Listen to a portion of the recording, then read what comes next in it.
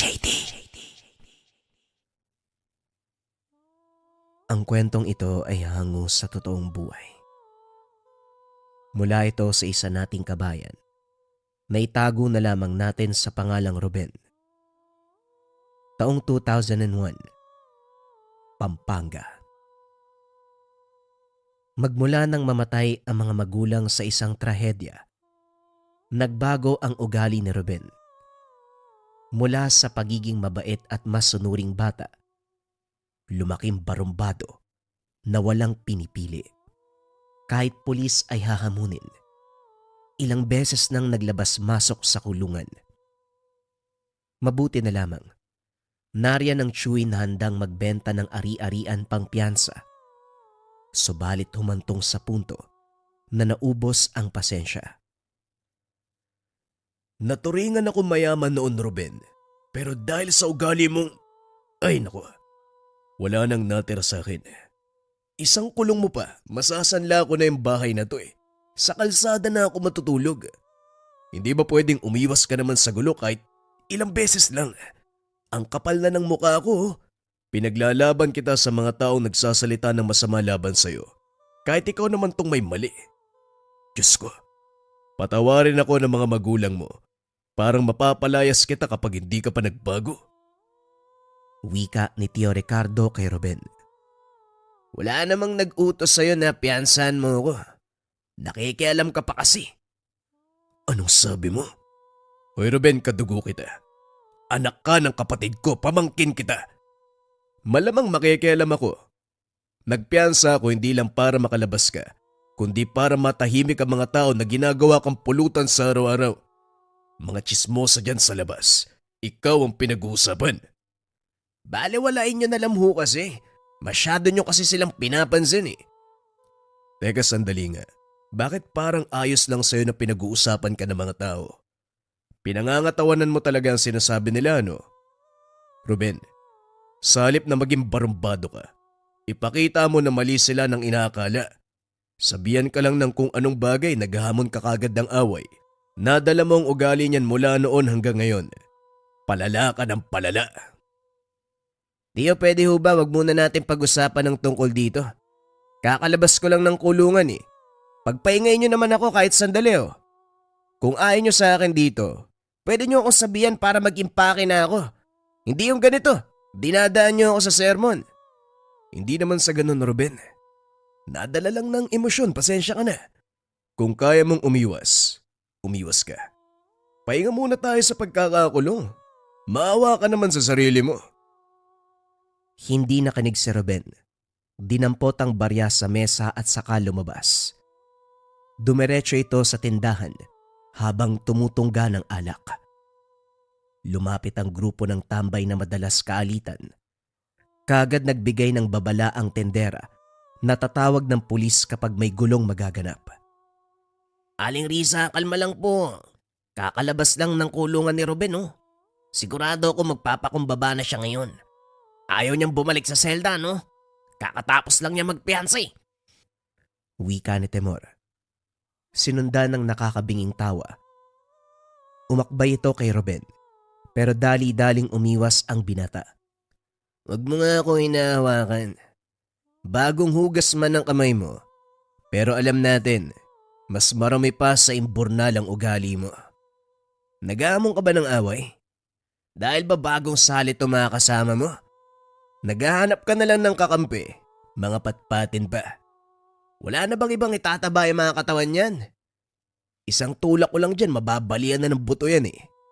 Malayo pa naman yung ospital dito. Wala ring manggagamot sa malapit, kaya mag-isip kang mabuti. Abang, galing mo sumagot ah. Yan bang natutunan mo sa mga kakosa sa loob? Grabe, kahit papaano tumatapang ka na. Gusto mo bang makulong uli? Isang tawag ko lang sa chewin ko, nakaposas na ang kamay mo. Ano? Ay Timor, yumayabang ka lang naman dahil pulis ang chewin mo. Teka, ano nga yung narinig ko sa mga katrabaho niyang pulis? Ang chewin mo raw, isang dakilang tamad. Puro hut-hut ng pera ang alam. Grabe ba rin ang diskarte ng tiyo mo ha? Ang ganda ng propesyon, pero pulubi. Hindi natuwa si Timor sa sinabi nito. Ito ang nagsimula ng gulo. Nauna pa sa pagsuntok. Gumante si Ruben. Siniguradong mababasag ang muka. Nagtagumpay naman siya. Sumugod ang mga alipores nito upang igante si Timor. Pero dahil hindi sanay sa pakikipaglaban, tumabi lang ang mga ito sa kanya. Bago pa magdatingan ang mga tanod, kinaladkad ni Tio Ricardo ang pamangkin. Hindi na ako natutuwa sa iyo, Ruben. Kakalabas mo pa lang ng kulungan, may bagong gulo ka na naman. Ano ba? Hindi ba kayang pigilan ang init ng ulo? Yung mga kamao mo, hindi ba pwedeng matikom yan? Hindi ba pwedeng wag ka munang manuntok? Para hindi na kayo maperwisyo, Tio. Alis na lang po ako para sa ikakatahimik nyo. Hindi. Hindi ka alis sa bahay na ito. Dahil nangako ako sa kapatid ko na aalagaan kita kahit anong mangyari. Pero idadaan kita sa matinding disiplina. Huwag kang mag-alala. Magagamit mo pa rin ang lakas mo. Lalong-lalo na ang bigat ng kamao. Lalo na din yung pagkamainitin ng ulo. Hindi mo mapigilan. Pues, gamitin natin sa makabuluhang paraan. Napakunot ang noo ni Ruben. Nasanda ng tingin ng tiyuhin na nagmamadaling lumabas. Sumakay ito ng tricycle. Pinaharurot patungo sa kung saan. Dahil naintriga sa sinabi nito, matyaga niyang inantay ang pagbabalik.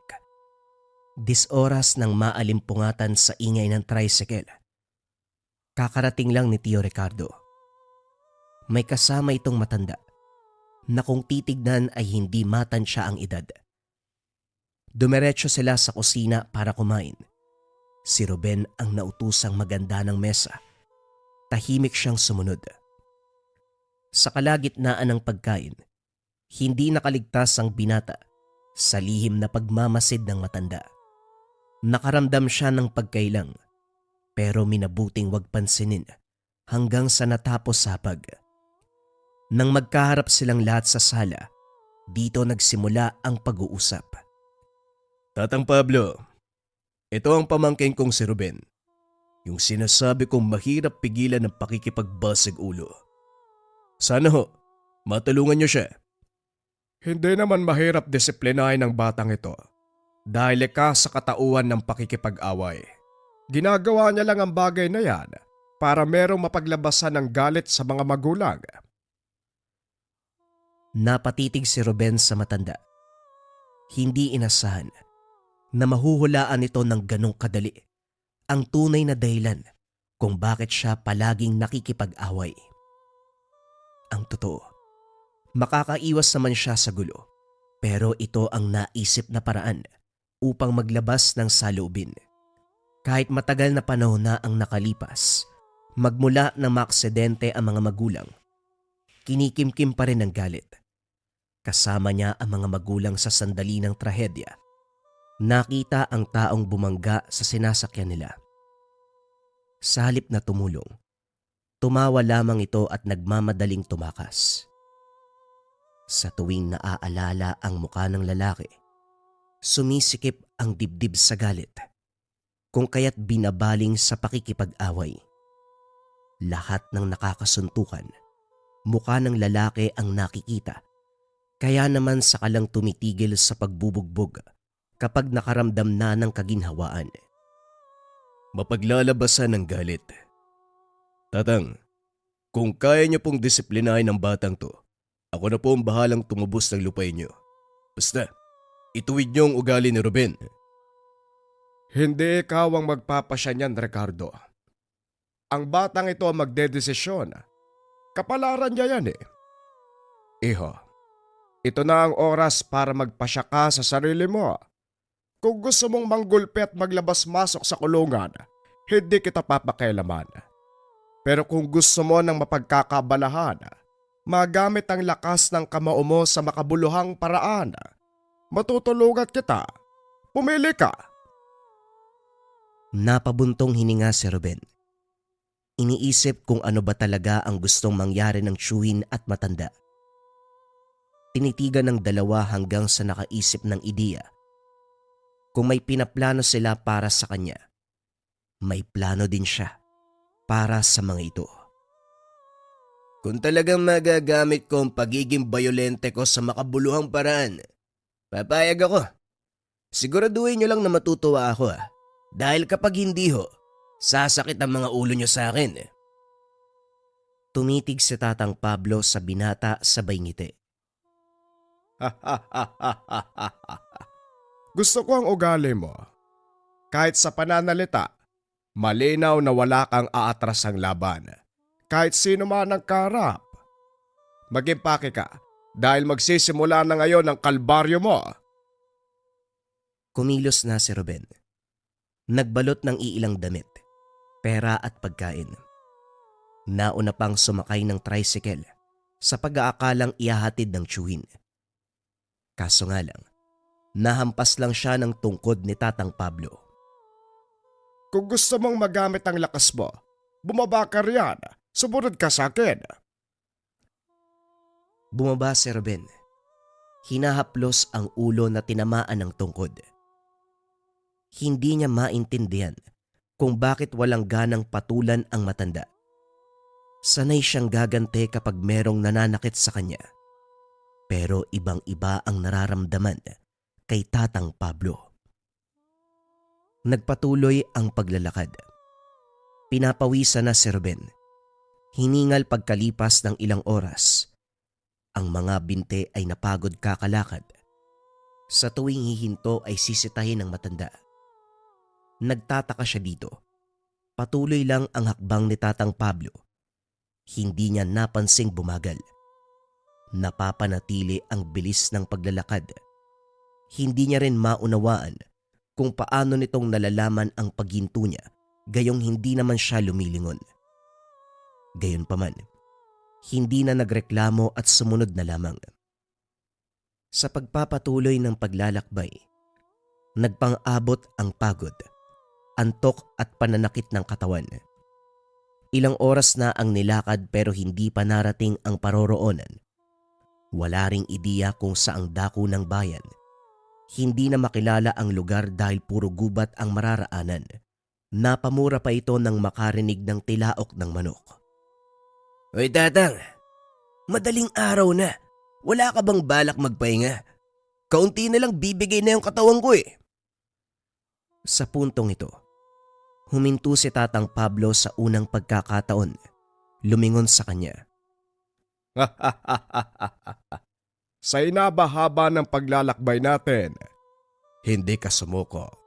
Hindi ka bumigay. Nakakatawa ka. Huwag kang mag-alala. Konti na lang mararating na natin ang tahanan ko. Muling nagbuntong hininga si Ruben bago nagpatuloy sa paglalakad. Nang makarating sa tinutukoy na bahay, nasuntok ng binata ang katabing puno ng saging. Ang tahanang ito, 2 beses nang nadaanan kanina sa paglalakbay. Bago pa siya makapagsalita, nauna si Tatang Pablo. Tama ka nang naisip, iho. Dinaanan na natin ang tahanang to kanina 2 beses. Umikot lang tayo dahil gusto kong marinig kung kailan ka magrereklamo. Kung hindi ka pa nagsalita kanina, iikot lang tayo ng iikot. Nagustuhan ko ang pagtitiis mo. Mabuti yan. Halika, pasok ka sa munti kong tahanan. Isinantabi ni Ruben ang galit sa matanda nang makita ang higaan sa tabi. Kagad sumampa rito, dinama ang pagpapahinga. Habang nasa ganong posisyon, sinuyod ng tingin ang kabuuan ng bahay. Sakto lang ang espasyo para sa taong nag-iisa. Kaunti ang mga gamit sa bahay, pero gano'n naman karami ang mga patalim na nakasabit sa dingding. Mula sa naghahabaang kampilan hanggang sa kaliit-liitang balisong, karamihan ay pinaglumaan ng panahon. Sa dami nito, ang bagay sa tabi ang umagaw ng atensyon. Nakasilid sa lalagyan ng tubig ang isang ahas pagong. Malaya itong lumalangoy sa tubig, pero mabagal ang pagkilos. Nang hawakan ito, Napakunot ang noo ni Ruben. Hindi siya pwedeng magkamali. Kahit tubig ang hinawakan, nakaramdam siya ng sobrang init. Muli niyang hinawakan ang ahas pagong pero wala na ang ganong pakiramdam. Binaliwala na lamang. Pagsikat ng araw, inutusan ni Tatang Pablo na maghanap ng labong. Sumunod siya. Agarang nagpunta sa gubat. Ang problema, maraming kawayan kaso walang labong. Hindi siya makakauwi kapag walang dala dahil ito ang utos ng matanda. Tumuloy sa unahan, kaso iba ang nahanap. Itim na tao ang bumungad. Malayo pero kinilabutan siya sa presensya nito. Itim na itim ang buong katawan. Nanlilisik ang mga mata. Buhaghag ang mga buhok. Na kung titignan maigi, parang may sariling buhay. Sinubukan ni Ruben na lumihis ng daanan, pero kahit saan man niya ibaling ang tingin, ito pa rin ang bumubungad. Sa bawat lingon, unti-unting lumalapit hanggang sa nasa mismong harapan. Sa pagkataranta, sinuntok niya pero hindi tinamaan. Gumante ng kalmot. Agarang pinigilan ang pagdurugo ng pisngi. Dahil dito nasagad ang pasensya ng binata. Hindi ko alam kung anong klaseng halimaw ka. Pero dahil inunahan mo ko, sinugatan mo pa. Lagot ka sa akin ngayon. Magdasal ka na lang na hindi kita mapatay. Kung merong makikinig na Diyos sa'yo, mukha kang demonyo eh. Humakbang si Ruben. Buong lakas na nagpakawala ng suntok. Pero dumiretso lang siya sa lupa. Biglang naglaho ang nilalang. Maririnig pa ang hagik-gik nito. Hinabol kaso natigilan. Hindi sigurado kung naduduling siya o talagang dalawa na ang halimaw. Gayunpaman, parehong umatake ang mga ito. Tumilapon ng binata pero hindi sumuko. Suntok ng suntok, kaso hangin lang ang tinatamaan. Masyadong malikse ang mga nilalang.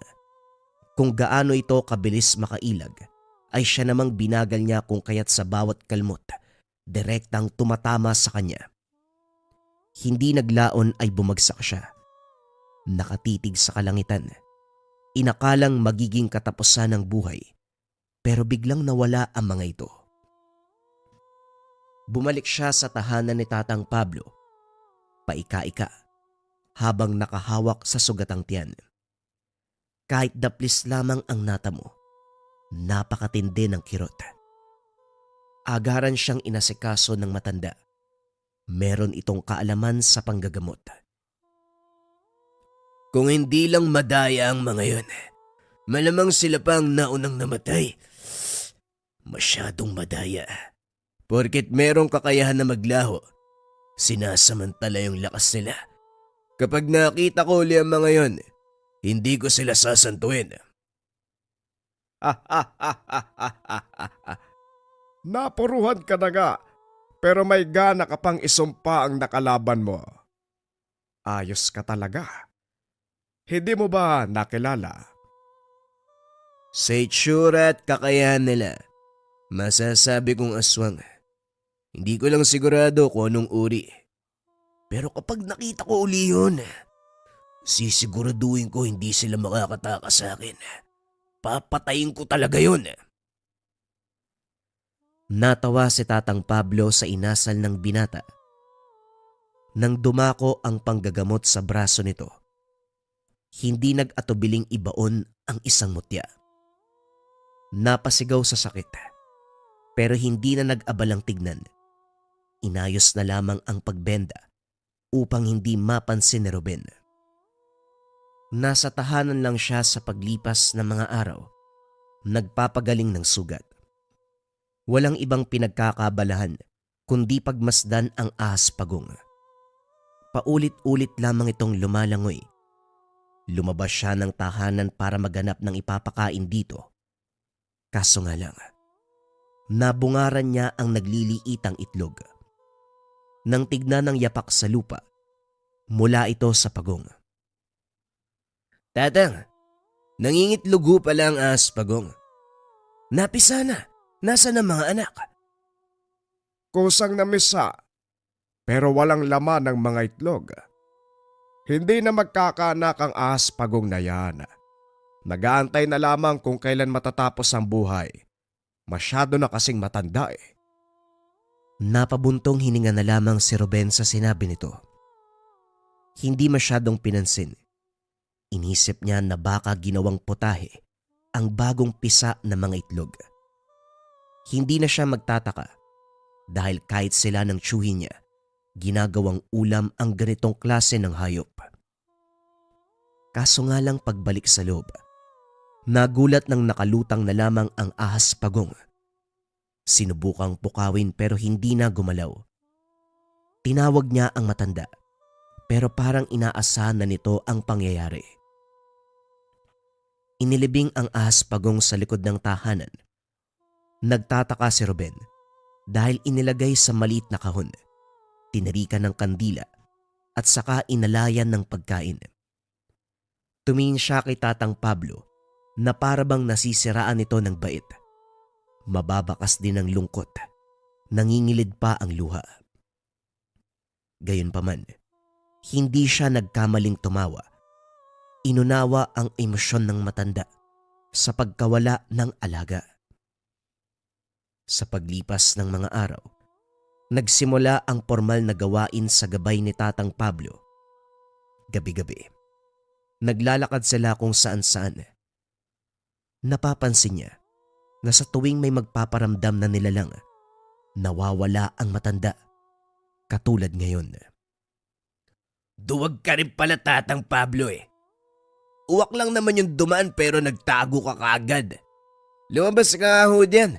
Huwag mong ipakita sa akin kung gaano kaduwag yung itlog mo. Kaso nga lang, imbis na si Tatang Pablo ang lumabas, ang dumaang ibon ang nakatayo sa unahan. Mula sa simpleng uwak, unti-unting naghubog tao at inilantad ang katauwang aswang. Nakilala ang amoy at presensya. Ito ang nakaengkwentro nung naghahanap ng labong. Inipon niya ang galit. Nang kumilos ang nilalang, humakbang na rin siya para sagurin. Sa puntong ito, hindi gumamit ng anumang pandaraya ang halimaw. Patas ang binigay na laban. Kamao sa kamao.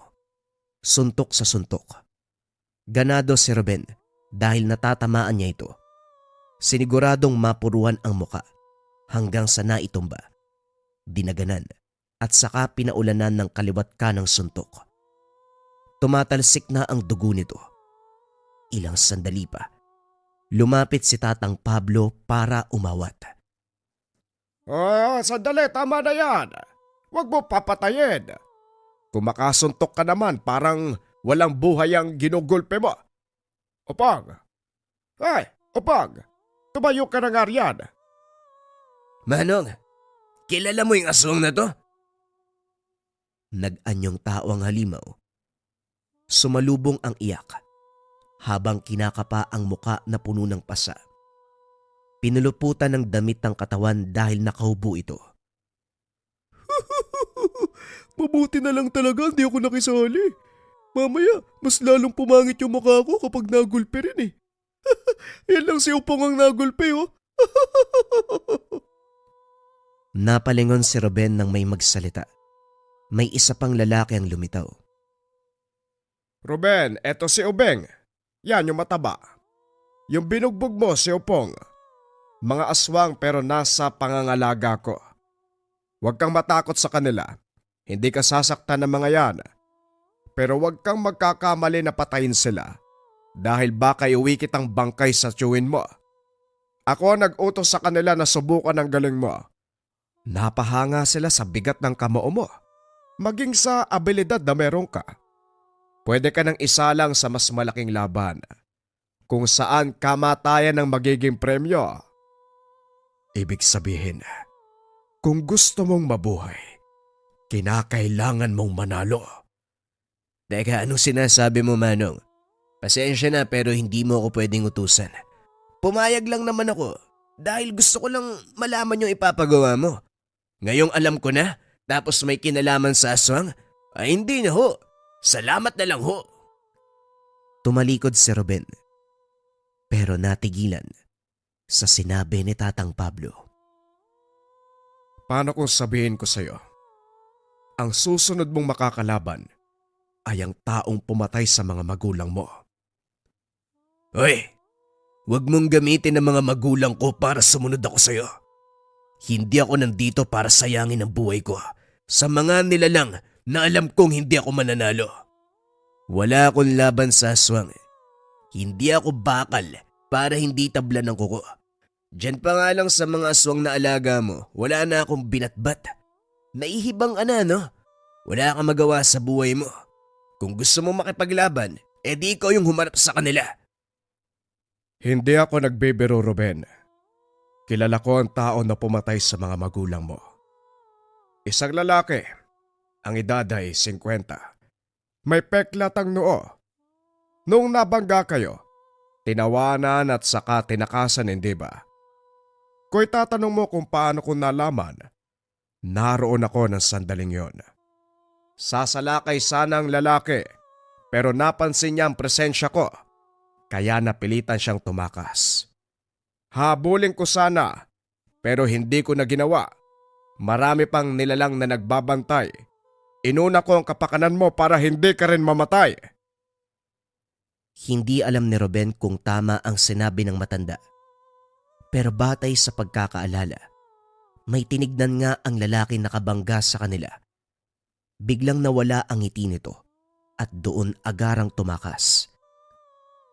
Sa posibilidad na makaharap ang taong pumatay sa mga magulang, muling pumayag sa kagustuhan ni Tatang Pablo. Sa pagdaan ng araw, hindi mapakali si Ruben sa nararamdaman.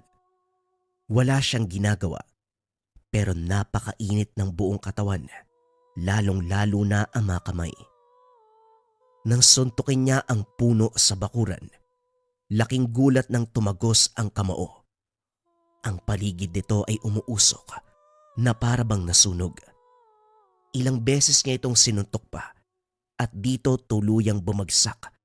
Kitang-kita ang usok sa paligid at init ng pakiramdam. Kamuntikan niya pang masapak si Upong nang bigla itong magsalita sa likuran niya. Hindi siya nakapaniwala sa bilis ng kanyang kilos. Santissima, huwag kang ganyan, Ruben. Hindi pa nga gumagaling yung sugat ko eh. Dadagdagan mo na naman. Tatang, ano ba tong alaga mo? Nasobran sa pagiging agresibo. Wika ni Upong. Si Tatang Pablo ay nakadungaw lang sa bintana. Tinatawanan lamang sila. Pagkarating naman ni Ubeng, hindi makatitig sa kanya. Umiiwas sa lakas ng presensya ni Ruben. Ang mga ito ang naghatid ng balita. Pinahanap ni Tatang Pablo ang kinaroroonan ng lalaki na may atraso sa mga magulang ni Ruben. Namataan nila ito sa bayan, sa lugar kung saan madalas nakaparada ang minamanehong sasakyan. Walang paalam na pinuntahan ng binata. Naabutan ang lalaki. May kalandi ang babae sa loob ng sasakyan. Kaso nga lang, hindi napigilan ang pagiging halimaw. Kinagat nito ang babae. Hindi inasahan ni Ruben ang kaganapan. Kagad namang bumaling ang atensyon ng lalaki sa kanya. Bata, kung gusto mong mabuhay, pwede ka na magpatuloy sa paglalakad. Kalimutan mo ang mga nakita mo. Kunin mo to. Sasapat yan sa pangangailangan mo. Wika ng lalaki. Nag-abot pa ng halaga. Hindi ako na parito para sa ibibigay mo. Ikaw mismo ang kailangan ko. Mabilis na kumilos si Ruben, pero nabasa ng lalaki ang galaw niya. Umilag ito sabay pigil ng kamay niya. May hawak na balisong si Ruben. Kung hindi nakailag, tatagos sa puso ng lalaki. Hindi ko matandaan na meron akong atraso sa kahit kanino. Huwag ka masyadong manghas. Baka traidorin ka ng pagkakataon. Lalong nasagad ang galit ni Ruben. Muli niyang nasilayan ang ngiti nito. Kaparehong ngiti nang mabangga ang mga magulang niya. Hinawakan niya ito sa magkabilang kamay. Kitang-kita ang usok. Ramdam ng aswang na para siyang sinusunog. Unti-unting humigpit ang pagkakahawak ni Ruben. Nabali ang kamay nito. Umangil ng napakalakas ang lalaki. Sa kabila ng pinsalang tinamo, bumangon at nagpalit ng anyo bilang aswang. Gumante ng pag-atake. Sa pagkakataong ito ay naunahan si Ruben. Ilang beses tumilapo ng binata matapos tamaan. Kaso nga lang pumapabor sa kanya ang sitwasyon dahil kahit anong kalmot ang gawin, walang sugat sa balat. Umuusok lamang ang katawan ng binata. Hinayaan niya lamang umatake ang aswang. Nang makatsyempo, siya naman ang bumanat. Nagsanib puwersa ang galit at lakas ni Ruben. Hindi na nakalaban pa ang aswang. Buong puwersang tinamaan ng suntok sa muka. Sa bawat pagtama ng kamao, tila ba nalalapnos ang muka nito na para bang nagbabaga ang kamay ni Ruben. Maniwala kayo o hindi, ang buong katawan ng aswang nasunog, naging abo. Binalingan ni Ruben ang babaeng biktima. Binigyan lunas ang kagat. Iniwanan sa lugar kung saan siya magiging ligtas. Pagbalik ng tahanan, sumalubong si Tatang Pablo. Wala itong sinabi. Nakatingin lang sa kanya. Pumasok siya at naupo sa tabi. Pagkalipas ng ilang sandali, nagsalita na ang matanda. Sesermonan sana kita Kasi bigla kang sumugod, hindi ka nagpapaalam. Pero nang malaman ko, naligpit mong mabuti. Wala nang punto para pagsabihan pa kita. Gumagana na sa'yo ang mutya. Ramdam ko ang puwersa at init. Pwede ka nang bumalik sa inyo, Ruben. Sana baunin mo ang lahat ng natutunan mo dito. Gamitin ang lakas na meron ka sa makabuluhang bagay. Ikaw ang magpapasya kung paano mo ito gagamitin. Pero bakit ba puro aswang, Manong? Ano bang kwento sa buhay mo? Hindi mahalaga ang kwento ng buhay ko dahil ikaw ang usapin dito. Kahit anong uri ng nilalang, impakto, maligno, kayang-kaya mo ng sabayan. Nasa iyong kamay na ang pagpapasya, Ruben. Pero Manong, bakit hindi ako nasugatan nung inatake ako ng aswang? Naramdaman ko umiinit lang yung katawan ko tapos umuusok. Kusang gumagaling. Pasimpleng tinanggal ng matanda ang benda sa braso nito. Dinama ni Ruben ang bahagi kung saan may maliit na bukol. Nakapa niya ang nilagay ng matanda. Iba ang binigay ng panahon sa napag-usapan namin ng tiyuhin mo. Hahasain lang sana kita sa pakikipaglaban. Bibigyan ng disiplina na gamitin ang lakas sa tamang paraan. Katuwaan lang na ang kalaban mo ay si Opong at Ubeng. Pero sa sandaling hawakan mo yung alaga kong ahas Pagong, nagbago ang lahat. Nangitlog matapos ang matagal na panahon. Nagluwal ng mutya kung kaya't kagad kong binigay sa'yo dahil walang ibang nagmamay-ari kundi ikaw. Ikaw ang pumukaw sa munting hayop. Hindi ko ginawang palawit o kwintas. Direkta kong binaon sa katawan mo. Huwag ka mag-alala.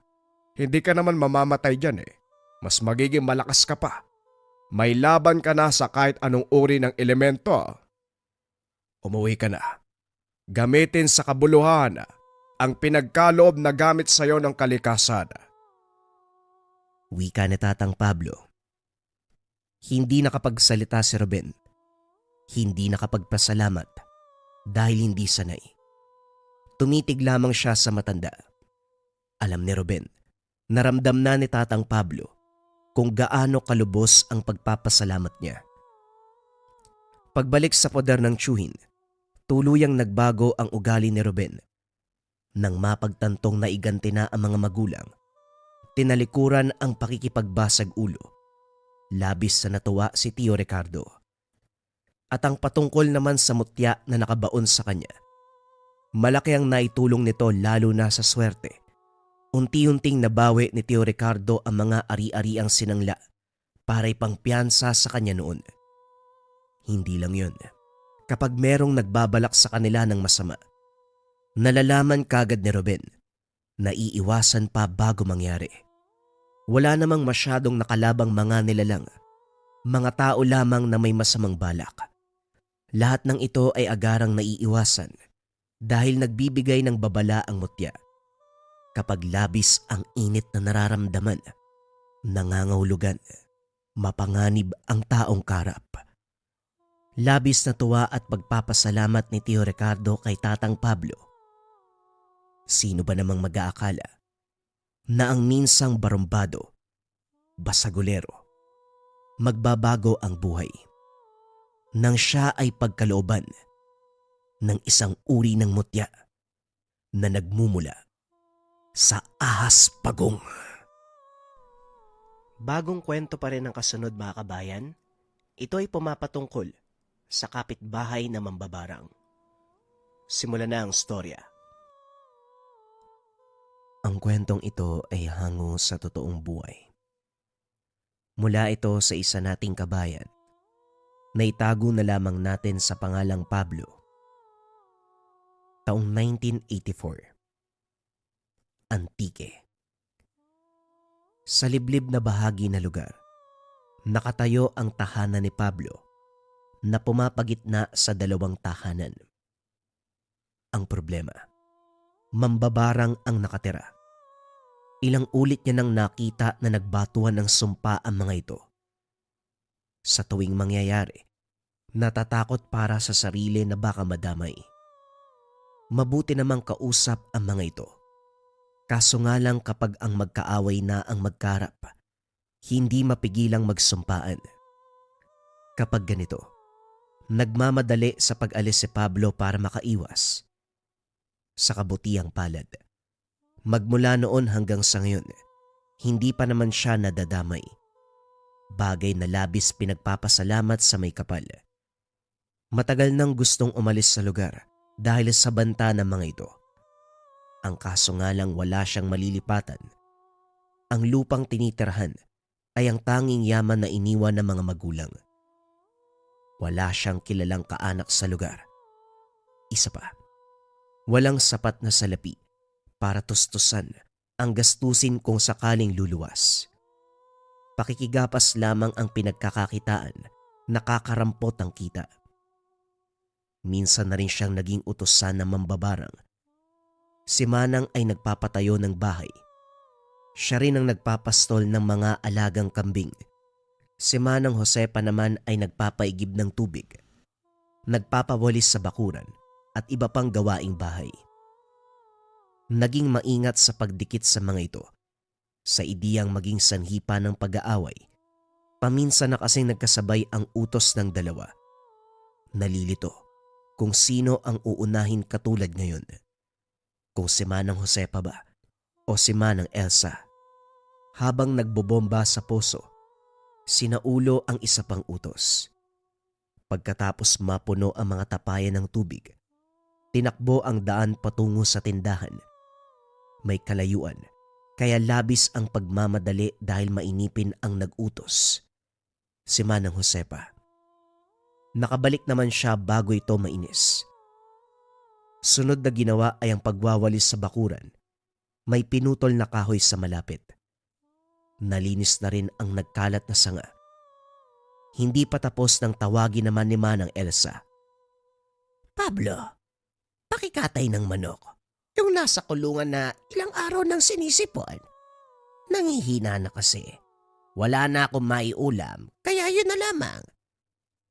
Wika ni Manang Elsa.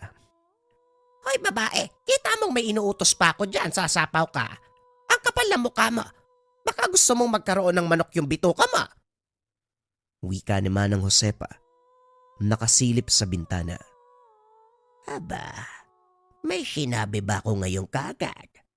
Hoy matanda, pakilinisan ng tenga para maayos ang pandinig mo. Ano uli ang sinabi mo? Magkakaroon ng manok ang bituka ko. Ako pa ang hinamon mo. Gayo ikaw naman ang kamunti ka mamatay nung nakaraan. Tugon ni Manang Elsa. Hoy babaeng tinubuan ng ugatang muka.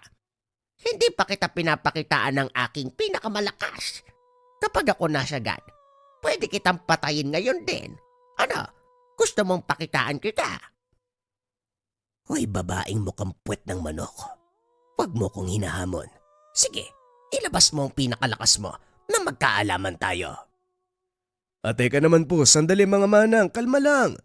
Kung magsigawan kayo parang nasa sabungan, kalma. Gagawin ko ang lahat ng utos nyo, basta huwag kayo mag-away. Magkakasubukan at magkakasakitan na naman kayo eh. Tapos ano, ilang araw na naman kayo magbumukmok sa loob ng tahanan nyo kasi pareho kayo naagrabyado. Kayo-kayo lang yung nagbibigay ng problema sa isa't isa. Natahimik ang matatanda. Naunang tumalikod si Manang Elsa. Si Manang Josefa naman, walang imik na bumaling sa naudlot na gawain. Si Pablo ay binilisan na ang trabaho para matapos at makausad sa iba pang gawain. Nang makapagpaalam kinatok ang kabilang bahay, masama pa rin ang loob ni Manang Elsa sa nangyaring sagutan. Gayunpaman, maayos itong nag-utos. 2 manok ang kinatay. Siya na rin ang nag-ihaw sa ibang parte. Pagkatapos ito, pinabaunan ng putahe sabay abot ng suhol. Kakarampot na barya lamang. Nakapagpahinga na rin si Pablo matapos ang mahabang oras ng trabaho. Kahit papano, minabuti niyang magawa lahat ng utos ng matatanda. Natatakot na humindi dahil baka biglang tamaan ng barang. Pagsapit ng hapon nagtungo ng taniman para manguha ng gulay. Sa kalagitnaan, napansin ang 2 bata na nanghuhuli ng tepaklong. Dali-daling sinita dahil papunta sa tahanan ni Manang Josefa. Ayaw ng matanda ang maingay at ayaw makakita ng bata. Kaso nga lang, makulit ang mga ito. Nakuha pang batuhin ng bubong. Ilang sandali pa, lumabas ang mambabarang at walang pagdadalawang isip silang sinumpa. Hindi nakialam si Pablo. Nanigas sa tabi sa takot na tamaan ng sumpa. Baliwala ito sa mga bata dahil hindi maintindihan kung para saan ang salita ng matanda. Kumaripas ang mga ito sa pag-uwi. Saka lang nakahinga ang binata nang pumasok uli sa tahanan si Manang Josefa. Ang hirap talaga kapag may kapitbahay na... Ay nako, sana lang mapansin ng mga magulang ng bata yung sintomas kapag nagsimula ng sumpa. Sinabihan ko wag lumapit, hindi nakinig. Talagang binato pa yung bubong. Ayan, nagalit si Manang. Wika ni Pablo sa sarili. Dumiretso na siya sa tahanan. Inabala ang sarili sa gawaing bahay. Pagsapit ng gabi, hindi nakaligtas sa paningin ang kilos ni Manang Josefa. Nasa likod ng bahay, nagsinde ng mga tuyong dahon habang lumilikha ng kaunting galaw. Kung titignan ay parang sumasayaw, pero ang katotohanan, nagriritual. Dali-daling sinilip ang kabila. Masyadong tahimik at madilim ang tahanan ni Manang Elsa. Bagaman walang senyales na may tao sa loob, sigurado si Pablo na nagtatago lamang ito. Etong 2 matanda na to, kung hindi nagbabangayan, binibida yung kakayahan nila sa pambabarang. Nagkataon kasi na wala pang ibang tao sa ibang lugar. Kami-kami lang eh. Ay nako, kapag may nagpakilala na ibang kamag-anak ko sa malayong baryo, talagang aalis ako dito. Nakakatakot. Araw-araw akong nasa peligro. Naiga na siya upang matulog. Kaso nga lang sa paglipas ng oras, unti-unting lumalakas ang boses ni Manang Josefa. Sumasambit ng salitang hindi maunawaan. Winawasiwas ang mga kamay. Nakapikit.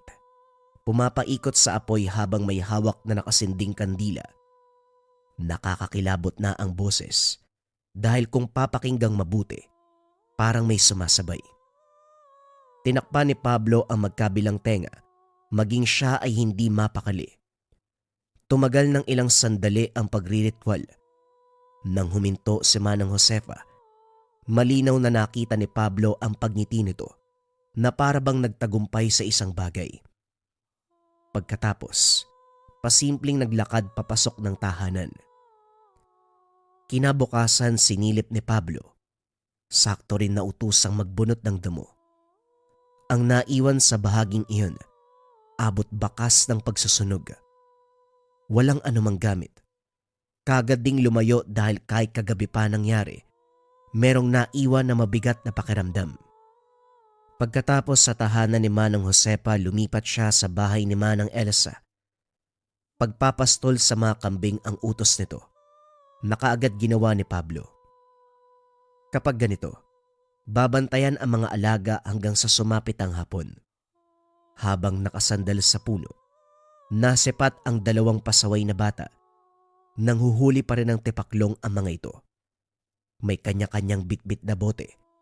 Puno na pareho. Napagawi sa kanilalagyan kaya kinausap. Hoy, ano ba gagawin niyo sa mga insekto na yan? Hindi ba kayo naaawa? Hinuli niyo na. Pinapatay niyo pa. Ano po bang pakialam nyo, Manong? Kahit kainin namin to, dapat hindi kayo nakikialam. Lalaki pa naman kayo. Tapos parang nakikichismis ka. Aba, bastos tong batang to ah. Ayusin mo yung pananalita mo, mas matanda sa'yo yung kausap mo. Napaiwas si Pablo nang batuhin ng mga ito sabay takbo. Hindi na nag-abalang humabol. Pinalampas na lamang dahil mga bata. Pero nang makarating ang mga paslit sa unahan, parehong nahulog sa paliguan ng kalabaw. Dali-daling sinaklolohan at inahon. Dito napansin na may lumabas na tipaklong sa ilong ng 2. Kinuha pero sinundan ng sinundan. Kagad sumagi sa isipan ang sumpa ni Manang Josefa ng nakaraan. Hinatid ang mga bata sa kani-kanilang tahanan. Sinabi sa mga magulang ang nangyari. Ang problema, hindi magawang sabihin ang tungkol sa barang. Natatakot si Pablo na baka malaman ni Manang Josefa at siya pa ang malagot. Dahil dito, kagad nagpaalam. Nakukonsensya habang naglalakad pauwi.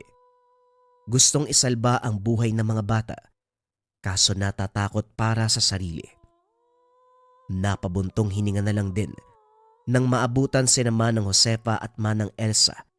Nagbabangayan na naman. Nagbabatuhan ng mga bagay. Umabot sa kanyang bakuran ang basag na tapayan, tsinelas, balde at kung ano-ano pa. Inantay kung kailan matatapos bago nakapasok ng bahay. Sa puntong ito, hindi inisip ang bagong pag-aaway ng 2 matatanda, kundi ang posibleng kahinatnan ng mga bata.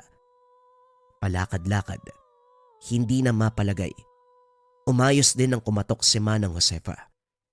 Inutusan siyang maglibing ng bagay na nakabalot ng tela. Maigpit ang bili na wag bubuksan kung ayaw mapahamak. Ito rin ang pumili kung saan lugar maghuhukay. Kinutuban si Pablo dahil malapit sa tahanan ng mga paslit ang lugar kung saan ito ililibing. Natutuksong buksan ang balot para alamin ang laman. Kaso nangingibabaw ang takot. Nilunok na lamang ang konsensya. Nagmamadali. Agarang bumalik ng bahay. Nang mga sumunod na araw sinadya ni Pablo na mapadaan sa lugar, nakikita pa naman ang mga bata. Naglalaro pero mahahalata ang panghihina. Tangka sana itong lalapitan, kaso nga lang nasipat si Manang Josefa sa hindi kalayuan. Bumibili ito sa tindahan, nagtago ang binata para hindi makita. Hindi nakausap ang mga bata. Umiwas na lamang si Pablo dahil parang alam na mambabarang ang balak niya. Hindi siya nagkamali dahil pagbalik ng bahay, bumungad sa pintuan si Manang Josefa. Pablo, pinabalak mo bang kalabanin ng sumpa ng barang? Iha, ako na mismo magsasabi sa iyo. Huwag mo nang ituloy. Dahil ikaw pa ang mauunang mamatay kaysa sa mga batang yon. Bagamat maayos siyang kinausap ng matanda, hindi maiwasang manlamig ni Pablo. Napahugot ng hininga, sabay yuko. Manong Josefa, hindi po ba pwedeng patawarin na lang yung mga bata? Pasaway naman kasi talaga yung mga yun eh. Sigurado kapag lumaki pa yung mga yun, madidisiplina yung mga magulang nila. Naglakas ng loob si Pablo na magsalita sa kabila ng takot na nararamdaman. Patawarin. Hindi porket mga bata, hahayaan na ang maling gawain. Iha, wala sa edad ng pagpaparusa. May mawang man o wala, dapat pa rin makatanggap ng parusa. Hindi sumagot si Pablo. Tumango na lamang para hindi na humaba ang usapan. Humingi ng tawad sa nagawa. Gayunpaman patuloy na nakukonsensya. Labis ang pag-aalala para sa mga bata. Sa paglipas ng mga araw, nabalitaan na lamang ni Pablo na nakaburol na ang mga bata. Batay sa kwento ng mga magulang, barang ang dahilan, tipaklong ang lumalabas sa katawan. Ang kaso hindi napasuri sa albularyo ang katawan dahil kagad dinala sa morgue. Wala silang ideya kung ano ang gagawin. Napakamot na lang sa ulo si Pablo. Nalilito. Alam ng mga magulang na barang ang dahilan, pero hindi man lang naisip na ilapit muna sa albularyo. Sa ganung paraan sana, makakausap ang mambabarang at maaaring magawa ng hakbang. Dahil sa kaganapan, dagdag kargahin ng konsensya ni Pablo ang sinapit ng mga bata. Hindi siya makatulog, hindi makagalaw ng maayos. Binabagabag, inuusig ng konsensya. Nang hindi na makayanan ang pakiramdam, naisipang magpakalayo-layo muna. Walang ideya kung saan pupunta, kaya sa bayan na lamang nagtungo. Ilang oras lang din siyang naroon dahil nakasalubong si Manang Elsa. Namimili ito at siya ang inutusang magbuhat. Sa huli bumalik lang din sa tahanan. Sa puntong ito naging abala sa utos.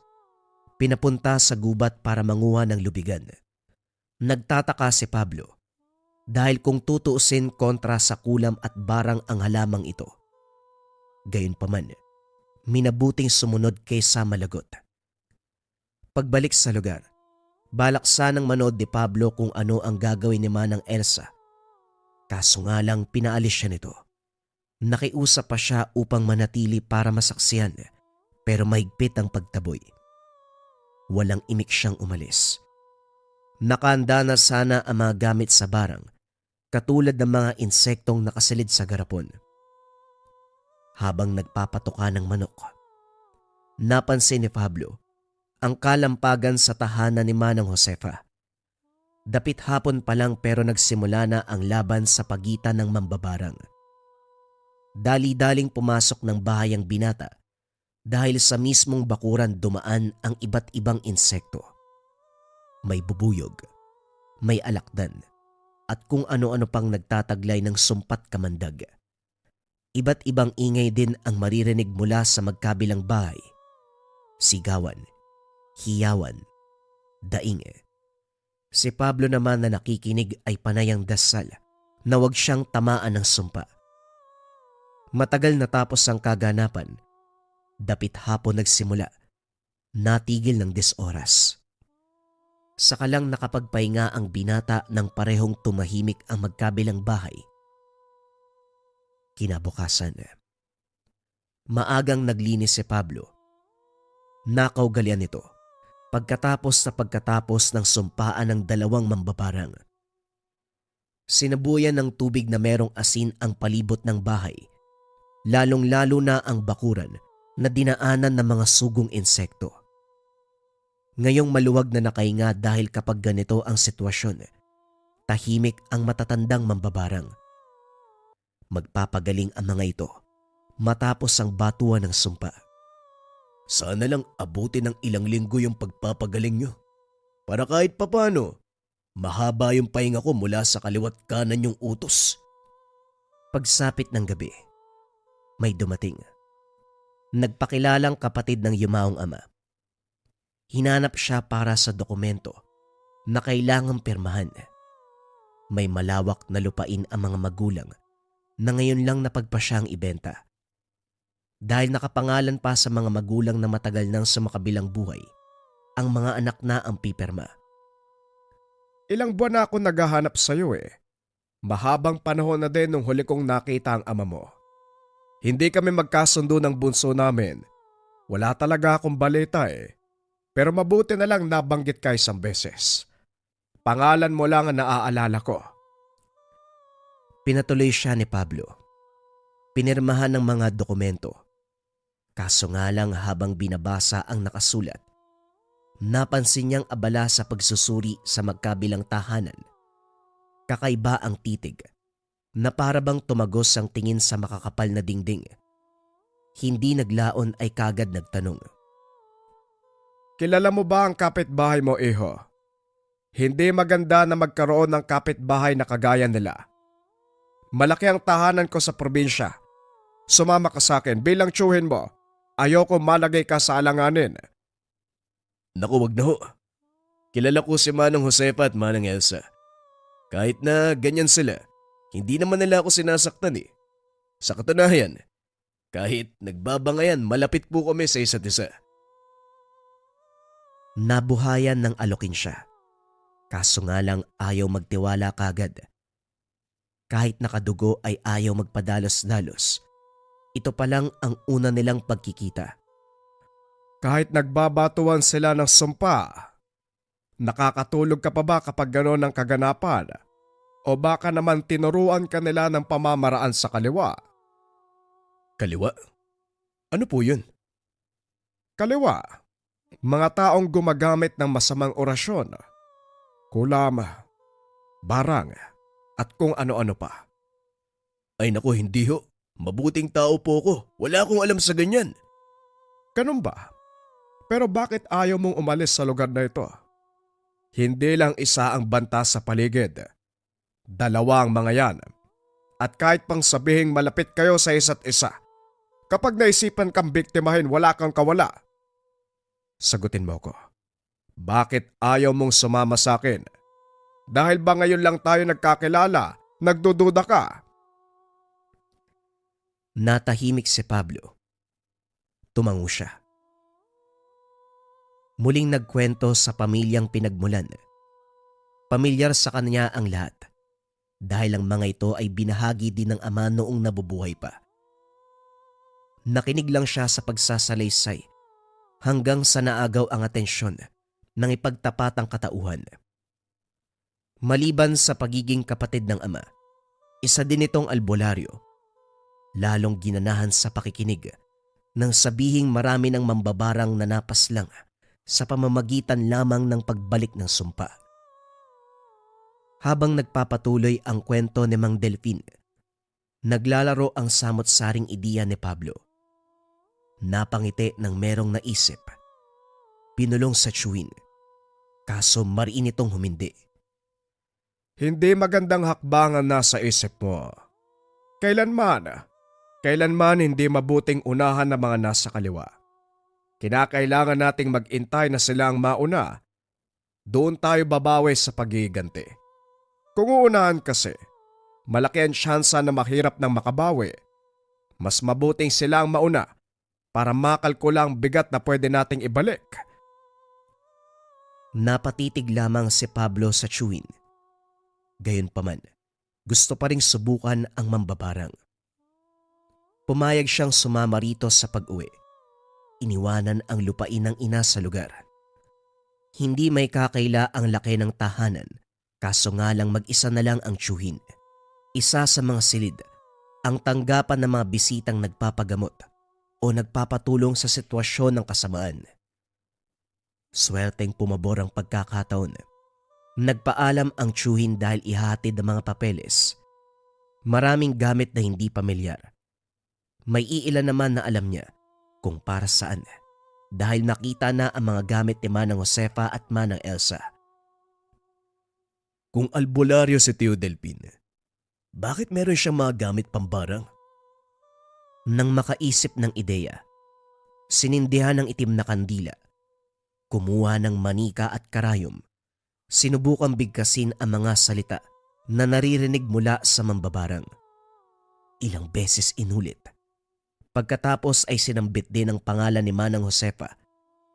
Sa kanilang dalawa, ito ang pinakawalang kaluluwa. Walang sinasanto, mapabata o matanda. Malayong malayo sa ugali ni Manang Elsa na hindi nandadamay ng inosente. Nang mapagod kakatusok ng karayom at kakasambit ng mga salita na maging siya ay hindi maintindihan, tinigil na at binalik sa pinaglalagyan. Kipit balikat na lumabas ng silid. Kampanteng walang mangyayari dahil hindi naman siya mambabarang. Lumipas ang mga araw. Naging maayos ang buhay ni Pablo kasama ang tiyuhin. Pinabalik na rin siya sa pag-aaral para sa susunod na pasukan. Tinuruan siyang magkumpuni ng makina ng sasakyan. Ito rin ang pinagkaabalahan ni Manang Delfin. Paminsan-minsan, may sumasadya para magpaayos. Nang matuto, hinahayaan siya sa garahe. Siya na rin ang bahala kung alin sa nakatambak na sasakyan ang susubukang ayusin. Habang kinakalikot ang makina, nasampal ni Pablo ang pisngi ng may dumapong insekto. Binaliwala ito dahil tutok sa gawain. Hanggang sa dumaan ang mga araw, may insektong palaging lumalapit sa kanya. Ang pisngi na kinagat nung nakaraan, kinakalmot hanggang sa ngayon. Mula sa simpleng pamumula, naging sugat. O, napano ang pisngi mo? Tinapalan mo ng benda. Nasugatan po dun sa garahe. Minsan kasi hindi ako nag-iingat eh. Ganun ba? Patingin nga, baka malala eh. Lagyan natin ng gamot para maagapan. Hindi na ho kailangan, galos lang naman yan eh. Sige na ho, babalik na ako sa garahe. Hindi maintindihan ni Pablo ang sarili. Iba ang sinagot sa tiyuhin, imbis na magsabi ng katotohanan. Tinanggal ang benda at tinignan ang sarili sa salamin. Nanlaki mga mata, nang lumaki na ang sugat. Nakaumbok, may butas sa gitna, kung saan direktang nakikita ang laman. Namamasa ito ng dugo. Sinasabi ko na nga ba? Halika sa loob na magamot ng maayos yung sugat mo. Nagulat ang binata nang magsalita ang tiyuhin. Dali-dali siyang sumunod dito. Nagdikdik ng halamang gamot si Mang Delfin na sinamahan ng langis at iba pang sangkap. Sinambitan ng dasal at saka 3 beses na inihipan. Ito ang pinahid sa sugat. Ang pinakuloang gamot naman ay pinainom. Kinausap niya ang binata. Magtapat ka nga sa akin, Pablo. May ginalaw ka ba sa kwarto ko? Kagabi ko lang napansin ang kahon. Hindi maayos ang pagkakasara at halatang sapilitan ng pagbukas. Maraming nakatusok na karayom sa manika. Buhay na buhay ang bakas ng panandali ang ritual. Inisip ko na baka ako nakalimutan ko lang eh. Pero ilang taon na akong hindi nakakaengkwentro ng mambabarang. Ginagamit ko lang yon kapag merong nagmamatigas sa kalaban. Sagutin mo ang tanong ko. Pasensya na ho, Tiyo. Nakuryoso lang ako sa mga gamit eh. Kapareho kasi kay Manang Josefa at Manang Elsa. At saka, hindi naman gagana yon kahit gamitin ko ah. Ano bang alam ko dun? Diyan ka nagkakamali, Pablo. Kapag may kabisado kang salita sa pambabarang, pwede mong mapagana. Lalo pat nagsindi ka ng itim na kandila. Ginamit mo pa yung mga gamit doon. Kaninong pangalan ng sinambit mo? Napalunok si Pablo. Iba ang tono ng pananalita ni Tio Delfin. Higit sa lahat, matalimang titig. Kinabahan siya kung kaya't agarang sinagot. Tiyo, imposible namang gagana yung ginawa ko. Hindi naman yung tama eh. Ano bang alam ko dun? Pero si Manang Josepa po. Pangalan niya ang sinabi ko. Salbahe yun eh. May mag-ingay lang sa malapitan, susumpa niya na. May mapadaan lang natitignan siya na masama, isusumpa ka agad. Tapos yung huli, yung mga bata. Labis kong pinagsisisihan. Hindi ko nagawa magsabi sa mga magulang nila eh. Natatakot ako na baka ako yung balingan nila Manang. Pinahamak mo lang ang sarili mo, Pablo. Hindi ko nakaharap sa personal ang sinasabi mong Manang Josefa, pero alam kong malakas sila. Amoy pa lang nung naroon ako. Mataas ang kalaman. Ngayon dahil inunahan mo, mag-aantay ka na lang ba kung kailan ka mamamatay, ha? Ikaw ang naglagay sa sarili mo sa alanganin. Gulat na gulat si Pablo. Lumabas ang tiyuhin at hindi nagpaalam. Sa puntong ito, ginapang ng takot ang buong pagkatao. Nang mga sumunod na sandali, mabilis ang paglobo ng pisngi. Hirap nang magsalita. Namamagat kumikirot ang loob ng sugat.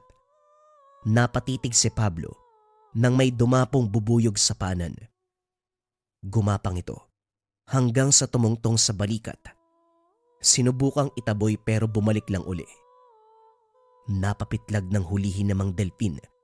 Agarang itong pinasok sa bakanteng garapon. Maupo ka riyan, Pablo. Sisimulan ko na ang ritual para hindi ka kaagad sumakabilang buhay. Nagsambit ng orasyon si Mang Delpin. May pinahid na apog sa noo ng binata. Matapos nun ay binanggit ang pangalan ni Mang Josefa na agarang sumagot ng daing. Pasensya ka na, Josefa. Gusto ko lang sanang itanong kung pwede bang kalasin mo ang sumpa sa pamangkin ko. Siya ang nauna, alam ko. Pero gawa lang ng hindi pinag-iisipang hakbang. Sinubukan lang nito ang narinig mula sa inyo. Alam mo naman ang katulad ko eh. Wala akong pinapalampas, kaya sana magkaintindihan tayo. Albularyo, pinakaayokong kausap dahil walang kwenta ang lumalabas sa bibig. Huwag mo kong diktahan. Aray ko, masakit yan noon. Kakalasikoso pa. Pero sana magkaintindihan tayo. Huwag niyo akong sinusubukan. Pagbibigyan kita sa ngayon, albularyo. Pero sa ngayon lang to. Alam kong nangihina ka. Kakagaling mo lang eh, laban sa kapitbahay mo din. Ano? Nararamdaman ko ang pangihina mo. Kakalasin mo ba? O papatay na kita? Kakalasin na. Alisin ko. Tatanggalin ko. Siguraduhin mo lang natutupad ka sa usapan dahil kung hindi, alam mo na ang mangyayari. Nasa akin pa naman yung insektong ginagamit mo. Dinaan sa banta ang kasunduan. Swerte lang din dahil mahina ito ngayon. Walang sapat na lakas para labanan ang ritual, bagay na pinagpapasalamat ni Mang Delpin. Pagkatapos ng pakikipag-usap sa espiritual na kamalayan, sinuri ang kalagayan ni Pablo. Dahan-dahan ang bumuti ang kalagayan. Tahimik na nakikinig si Pablo sa pangaral ng tiyuhin. Tinalakay nito ang pagkakamaling ginawa. Kalokohan lang ang naisip, kaya sinubukan ang gamit. Hindi inakalang magdudulot ng kapamakan sa sarili. Dahil sa insidenteng yun, naging aral ang kaganapan.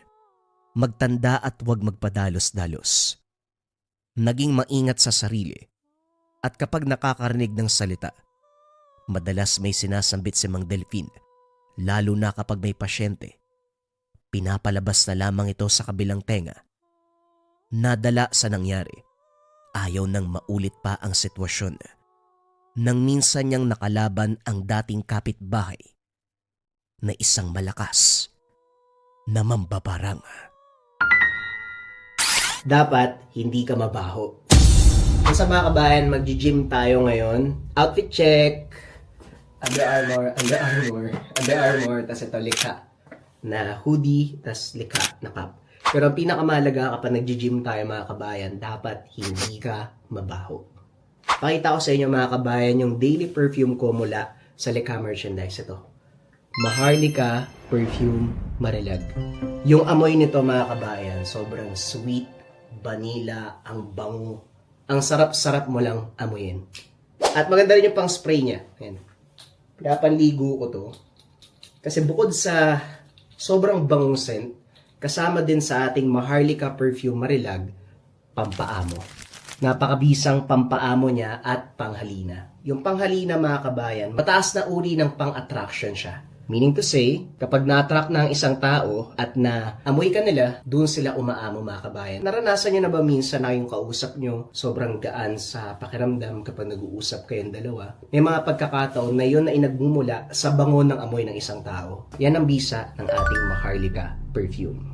Available to sa Likha merchandise mga kabayan at yes, may kasama pa rin tong rituals or routines, orasyon at guidelines na pwede nyong gamitin bago nyo ispray ang perfume. Sa lahat na interesado, isearch nyo lang yung shop ng Likha merchandise.